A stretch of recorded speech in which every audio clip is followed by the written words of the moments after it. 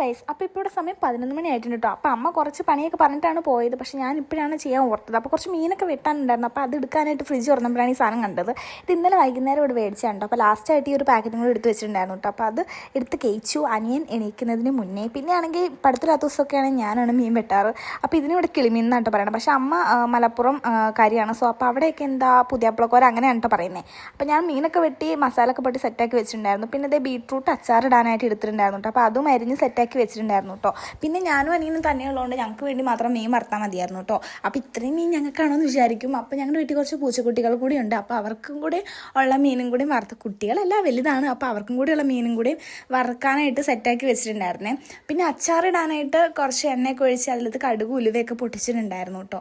പിന്നെ കുറച്ച് എണ്ണ കൂടിപ്പോയി. പക്ഷെ നല്ല ടേസ്റ്റ് ഉണ്ടായിരുന്നു, കുഴപ്പമില്ലായിരുന്നു. ഫസ്റ്റ് ടൈമാണ് ഞാൻ ഈ അച്ചാർ ഉണ്ടാക്കുന്നത്. അപ്പോൾ കുറച്ച് വെളുത്തുള്ളിയും പച്ചമുളകും കറിവേപ്പിലയൊക്കെ ഇട്ടിട്ട് മൂപ്പിച്ചിട്ട് അതിനകത്ത് കുറച്ച് ബീട്രൂട്ടും കൂടി ഇട്ട് കൊടുത്ത് വേവിച്ചെടുത്തിട്ടുണ്ടായിരുന്നു കേട്ടോ.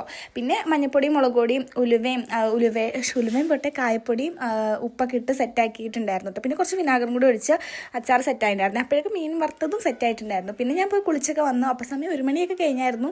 പിന്നെ ഫുഡ് കഴിക്കാൻ വിചാരിച്ചു. അപ്പോൾ ചോറും അവിയലും അതുപോലെ ബീട്രൂട്ട് അച്ചാറും മീൻ വറുത്തതും ഒക്കെ കൂട്ടി കഴിച്ചു. അപ്പോൾ അത്ര ഗൈസ് ഒക്കെ ബൈ.